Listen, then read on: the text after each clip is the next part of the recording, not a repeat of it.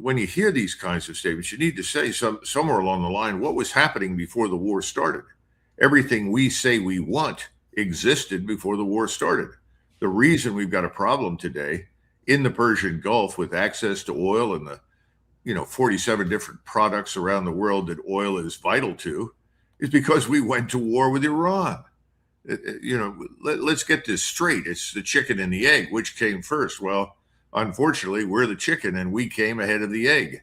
We need to understand we've laid a big one here in the Persian Gulf, and it's not going away anytime soon.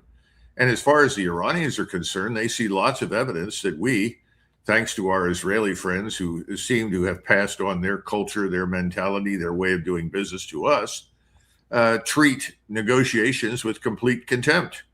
The Iranians don't see any reason to bother talking to us about anything. Now, as far as exchanging messages go, yes, some of that happened with the Pakistani intermediary.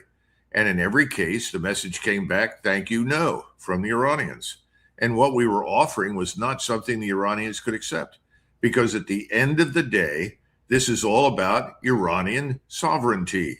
This is not just about Iran and the Persian Gulf. The Persian Gulf is a consequence of our attacks on Iran, but it's not the reason that we initially attacked Iran.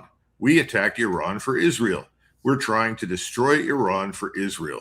We need to make that clear. Americans need to understand this is not a war that necessarily is in the interest of the American people. In fact, I don't see any evidence that it is, but that's where we are. And now then the question is, where are we going? Because President Trump has walked back a number of deadlines, but this one is starting to feel like a lot more firm than any of the others, especially given what happened with this shoot down of the aircraft and what